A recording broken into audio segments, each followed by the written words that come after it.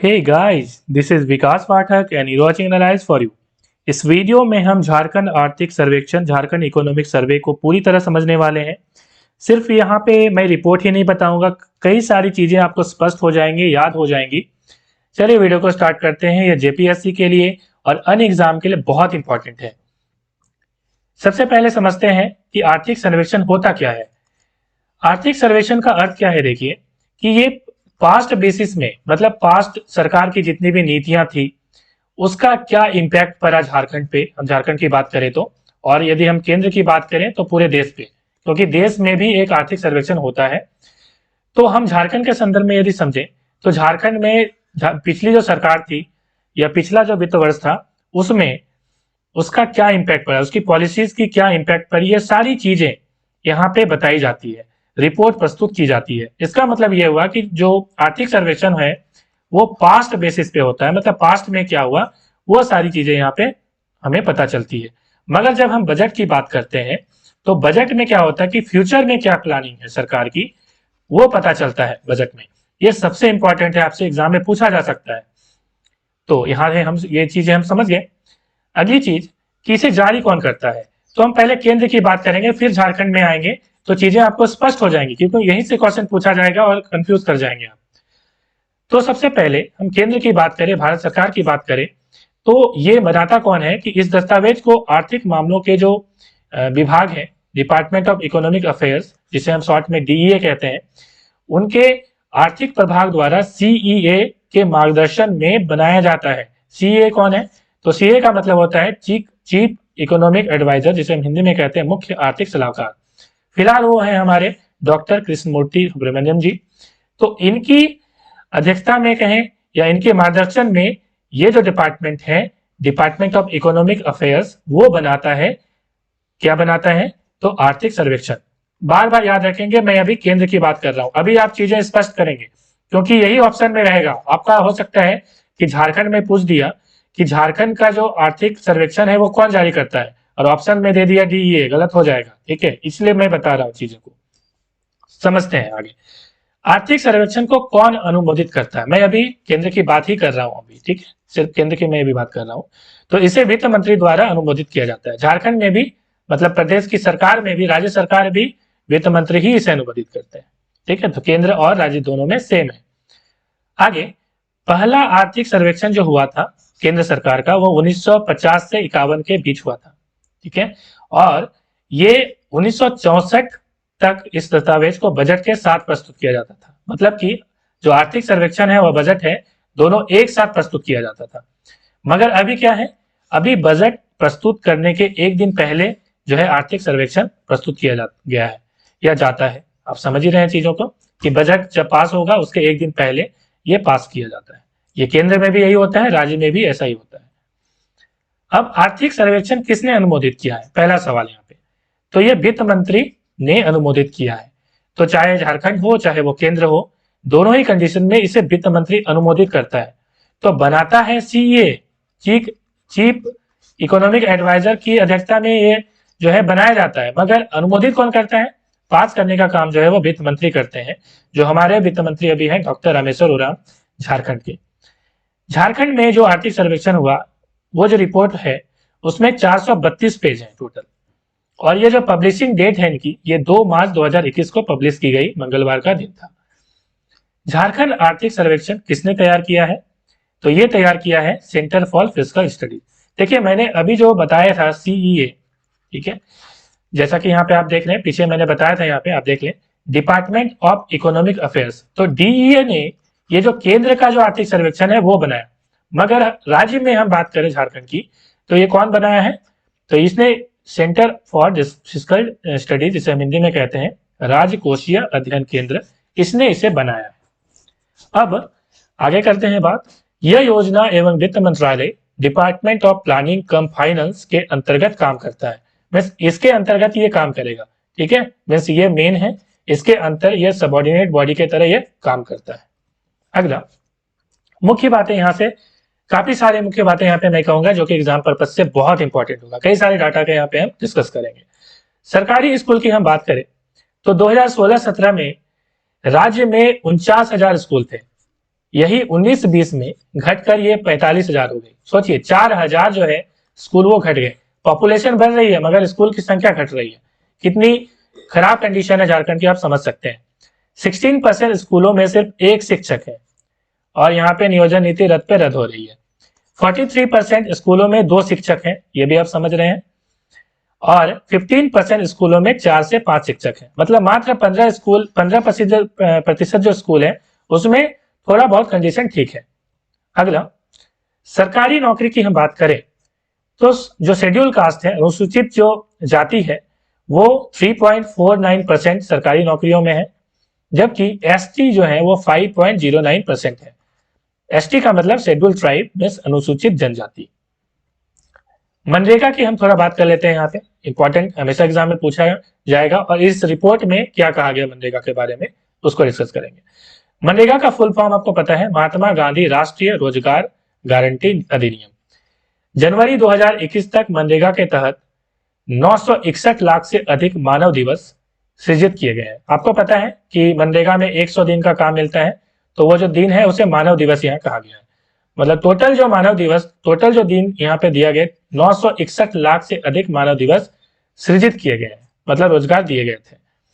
2019-20 की हम बात करें तो ये 642 लाख जो है थी, जो कि 49% अधिक है। मतलब कि पहले कितनी थी 2019 में 642 लाख और इस बार कितनी हो गई 2021 तक जो है, जनवरी तक है ये यहाँ पे डेटा 961 लाख, तो कितना बढ़ गया, तो 49% बढ़ गया। चलिए, बहुत इंपॉर्टेंट है, ये डेटा याद रखेंगे।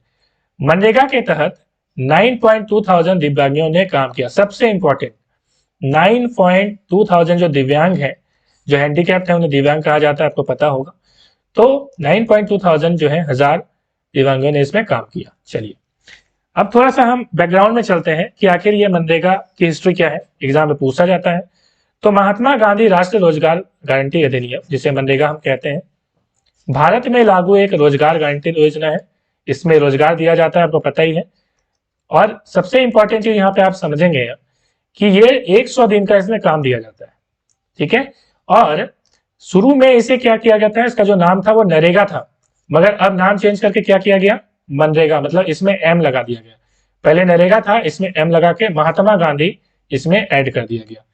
तो पहले क्या था, तो ये था राष्ट्रीय रोजगार गारंटी अधिनियम, और बाद में कब लगाया गया, 2 अक्टूबर गांधी जी का जन्मदिन पे 2009 को ये महात्मा गांधी इसमें ऐड करके महात्मा गांधी रोजगार अधिनियम, महात्मा गांधी राष्ट्रीय ग्रामीण रोजगार गारंटी अधिनियम इसे कर दिया गया।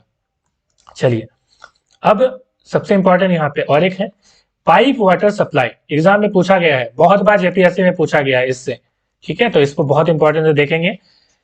झारखंड में केवल 10.73% घर में पाइप वाटर सप्लाई लाइन है। पाइप से जो वाटर सप्लाई होती है मात्र 10.73% जो है। यह राष्ट्रीय औसत से 33.47% कम है। मतलब पूरे इंडिया में हम बात करें तो राष्ट्रीय औसत से ये कितना कम है, 33.47% कम है।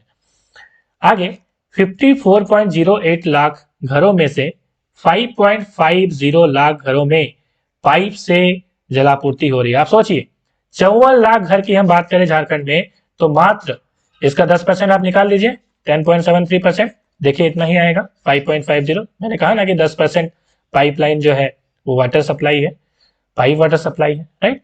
अब शहरी क्षेत्रों में 2.4% आवासों में परिवार को पीने के पानी के लिए आधा से 1 किलोमीटर दूर जाना पड़ता है ना, और गैला वगैरह में या बाल्टी वगैरह में जो है पानी लाना पड़ता है। अब देखिए यहाँ पे 52.1% आवासों में आवासीय इकाई के भीतर पेयजल का जो है स्रोत है, और 54.9% में शहरी घर की हम बात करें तो स्नानागार है। स्नानागार का मतलब नहाने का जगह है। मेरी काफी सारी वीडियोस आपको झारखंड जीके की मिलेगी, जनजातीय शासन व्यवस्था पे भी मैंने वीडियोस बनाया है, तो आप जाके डिस्क्रिप्शन मैंने लिंक दे दिया है, डिस्क्रिप्शन में आपके जाके देख सकते हो आप। चलिए, उत्पादन में वृद्धि की हम बात करें, दूध उत्पादन में वृद्धि बहुत इंपॉर्टेंट है 13%, मत्स्य उत्पादन में वृद्धि 18%, ये 5 साल का डेटा है, याद रखेंगे, ठीक है। फल उत्पादन में वृद्धि 5%, अंडा उत्पादन में वृद्धि कितनी हुई है? 9%। मांस उत्पादन में वृद्धि 8% है। आवास का लाभ हम बात करें यहाँ पे तो 21 फरवरी 2021 तक शहरी क्षेत्र के यहाँ पे 67,899 परिवारों को प्रधानमंत्री आवास योजना का लाभ मिल चुका है। झारखंड के शहरी क्षेत्र में 95% आवास डोर टू डोर कचरा संग्रह के दायरे में आ गए हैं। देखिए यहाँ पे बहुत इंपॉर्टेंट है ये वाला डेटा, इसमें भी कई बार आवास से एग्जाम हमें हमेशा पूछा गया है। आप देख सकते हैं प्रीवियस ईयर का क्वेश्चन, हम डिस्कस करेंगे आगे। चलिए 7 कुछ महत्वपूर्ण बिंदुओं को यहाँ पे डिस्कस करेंगे।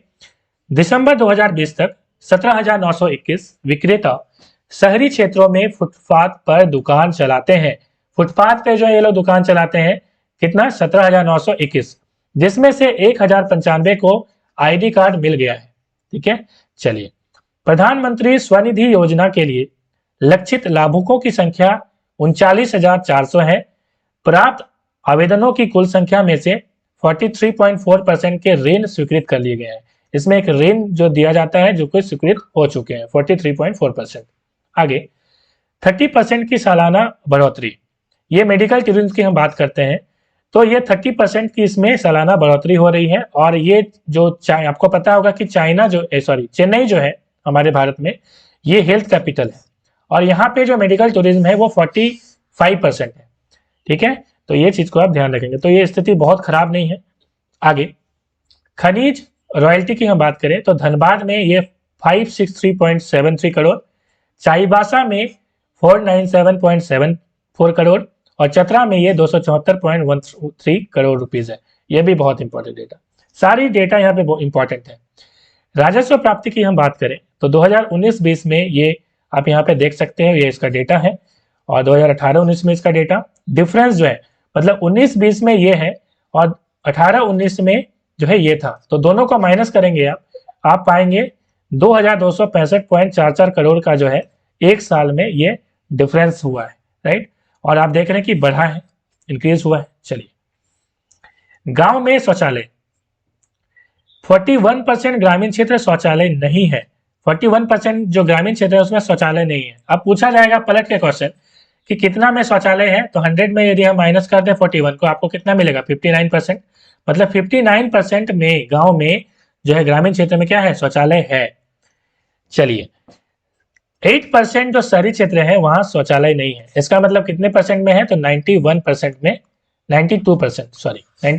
में शौचालय है। तो ऐसे पलट के क्वेश्चन पूछ सकता है, आप ध्यान रखेंगे।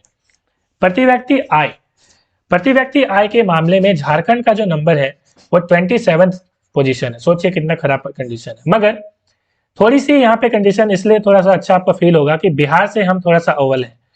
तो ये 5 राज्य आप देख रहे हैं, बिहार, असम, मध्य प्रदेश, मणिपुर, उत्तर प्रदेश, ठीक है, ये झारखंड से कम प्रति व्यक्ति आय वाले स्टेट है। तो ये 5 स्टेट आप ध्यान रखें, ये 5 स्टेट हैं जो झारखंड से कम प्रति व्यक्ति आय इनकी है।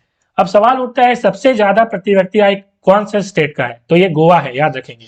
आपसे क्वेश्चन पूछा जा सकता है प्रथम स्थान पे प्रति व्यक्ति आय तो किसकी है? तो गोवा की है, इसलिए तो गाना है गोवा वाले बीच पे, है ना। चलिए 2014-15 से 2018-19 तक प्रति व्यक्ति आय में औसतन जो वृद्धि है वो 5.7% हुई है। बहुत इंपॉर्टेंट है, ठीक है। चलिए यूनाइटेड नेशन डेवलपमेंट प्रोग्राम की हम बात करें, यूएनडीपी, इसकी रिपोर्ट से हमेशा क्वेश्चन पूछा जाता है। तो यूएनडीपी द्वारा गरीबों के आंकड़ों के अनुसार ये गरीबी का आंकड़ा है 2005-6 से 2015-16 में 72 लाख लोग गरीबी रेखा से, पॉवर्टी लाइन से बाहर आ चुके हैं। चलिए बेरोजगारी दर की हम बात करें, मोदी रोजगार दो में मैंने काफी सारी वीडियोस बनाई, यहाँ पे बेरोजगारी को जरूर देखेंगे क्या कंडीशन है। मोदी जी को जरूर ध्यान देना चाहिए कि क्या कंडीशन है हमारी, झारखंड की भी क्या कंडीशन है, तो हेमंत सोरेन जी को भी ध्यान देना चाहिए और मोदी सरकार को भी ध्यान देना चाहिए। देखिए क्या जो है खतरनाक कंडीशन है यहाँ पे।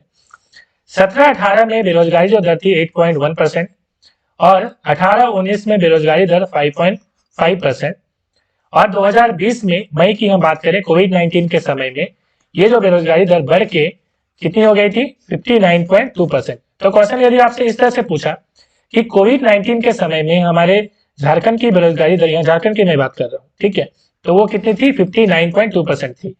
और क्वेश्चन इस तरह से भी पूछ सकता है कि मई 2020 में बेरोजगारी दर कितनी थी? तो आप लिखेंगे 59.2%। एक ही बात है, ये मई 2020 कोरोना का समय ही था। चलिए आगे, centre for monitoring Indian economy, इसे हम शॉर्ट में कहते हैं CMIE। इसकी एक रिपोर्ट पब्लिश होती है और ये जनवरी 2020 में पब्लिश हुई और इसने कहा कि राज्य की जो बेरोजगारी दर है झारखंड राज्य की 10.6%, बहुत इंपॉर्टेंट है। ठीक है, ये चलिए ध्यान रखेंगे। चावल उत्पादन की हम बात करें तो ये चावल उत्पादन 18-19 में 28.94 लाख टन थी, जबकि 19-20 में ये बढ़ के 31.92 लाख टन हो गई। इसे आप माइनस करके देख लें कि कितनी बढ़ोतरी हुई है, आपको पता लग जाएगा।